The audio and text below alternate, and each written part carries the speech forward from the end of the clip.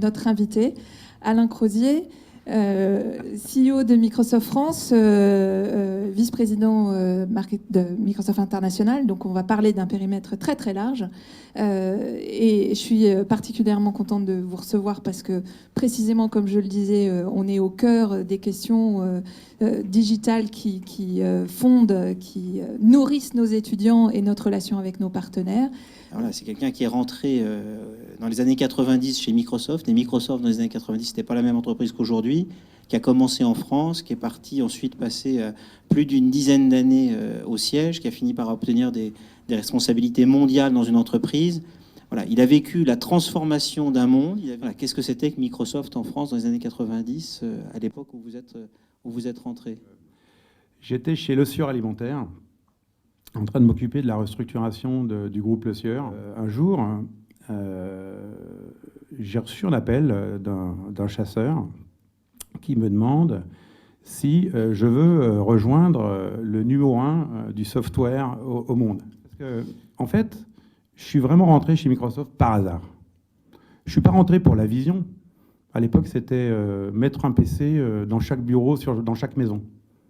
Encore une fois, hein, quand on essaye de vendre des bouteilles d'huile aux Français, aux Italiens, aux Espagnols, on est très très loin de mettre un PC dans chaque maison et sur chaque bureau, d'autant plus que personne n'utilise l'informatique à ce moment-là, vraiment.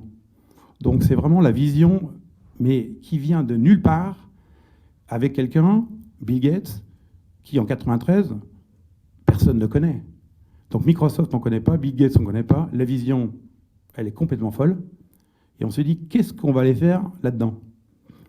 Eh bien, c'est les hommes. Le jour où je suis arrivé dans l'entreprise, le job en question avait disparu. Il n'y avait plus de job. Pourquoi? Parce que chez Microsoft, on fait des réorganisations tout le temps. Et donc, on m'avait dit, voilà, tu vas avoir un job avec un portefeuille d'activités comme ça. Et le jour où j'arrive, eh bien, il n'y avait plus que 2 personnes à gérer. Et il fallait s'occuper de transférer toutes ces activités dans une organisation qui n'était pas la mienne. Je suis quand même resté. Le modèle de Microsoft, il est assez simple. Hein. Dans ces années-là, c'est Windows.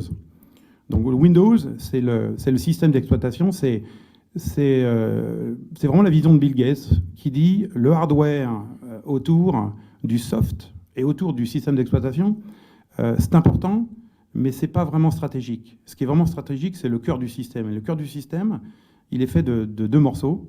Un morceau de software et généralement des puces qui vont faire fonctionner l'ordinateur. Mais on est toujours sur le même business model.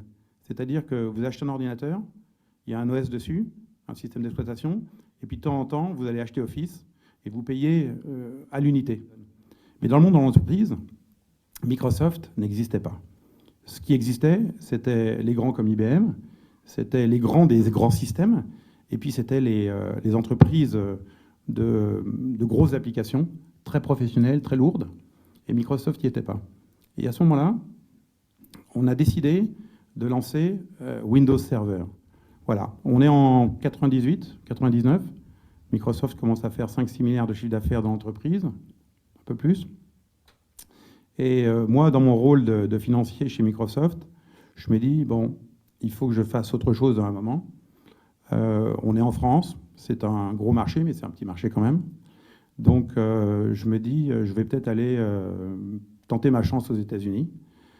Donc, je pars un vendredi soir. Et le lundi matin, j'étais en charge des États-Unis, du Canada, de l'Amérique du Sud, et puis de l'Australie-Nouvelle-Zélande. Très rapidement, là, on est obligé de se dire, bon, voilà, on va grandir en finance. Donc, j'ai grandi en finance. Et puis, j'ai eu la chance. Je suis tombé sur ce qu'on appelle le bon cheval, c'est-à-dire le bon manager, celui qui va grandir. Et comme mon patron, au bout de 9 mois, a été promu patron des ventes mondiales, ventes et services mondiales de Microsoft, eh bien, il s'est retourné et il a dit qui est-ce qui pourrait devenir mon financier? Et moi, j'avais quitté la France depuis 9 mois. Et donc, tous mes plans de carrière, qui n'existaient pas vraiment, mais qui étaient de je vais aux États-Unis passer 2-3 ans, et puis je reviens en France, et puis peut-être qu'un jour, je serai patron de la finance européenne. 9 mois plus tard, je couvrais le monde. Moi, je suis arrivé, on était 11 000 salariés, près de presque 5 milliards de chiffre d'affaires. Et puis, quand je suis revenu en France, il y avait à peu près aux alentours de 100 000 employés. Et puis, un peu moins de 80 milliards de chiffre d'affaires. Sur le cloud, qui est quand même la transformation, une des grandes transformations du moment, nous venons d'un monde qui est un monde, ce qu'on appelle on-premise, c'est-à-dire qui est physique. Vous managez votre informatique généralement chez vous ou par l'intermédiaire de partenaires. Eh bien, Microsoft a décidé de prendre cette tendance du cloud, prendre ce virage du cloud. Et ça veut dire quoi? Eh bien, ça veut dire que, globalement, il a fallu construire une infrastructure pour être un acteur du cloud. Il a fallu changer la manière dont on développait nos produits. Donc, il a fallu demander aux 45 000 employés qui sont en recherche et développement, du jour au lendemain, de réfléchir à travailler sur des environnements qui sont différents des environnements sur lesquels ils travaillaient depuis l'histoire. Il a fallu demander à nos équipes de vente et nos équipes de marketing de travailler de manière totalement différente. Et ça, Microsoft est capable de le faire parce que sous Bill Gates, sous Steve Ballmer et encore sous Satya Nadella, eh bien, on ne reste jamais assis et on ne reste jamais avec en tête que l'on va avoir quelque chose qui va rester longtemps, même si on était content avec Windows. On se dit toujours, c'est une vraie paranoïa, qu'effectivement, un, les choses peuvent changer, et deux, qu'au moment où il va falloir prendre un virage, il va falloir qu'on le prenne très très vite. Et je vous donne une petite anecdote, c'est Internet, et notamment les browsers. Le premier vrai browser qui a permis aux gens d'accéder à Internet, c'était Netscape. Donc on est à Netscape, et là, Bill Gates, samedi,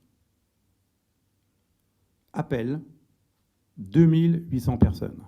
Alors, il ne les appelle pas en téléphone, et leur dit, toi, lundi, tu viens dans un nouveau building, tu n'amènes pas tes affaires,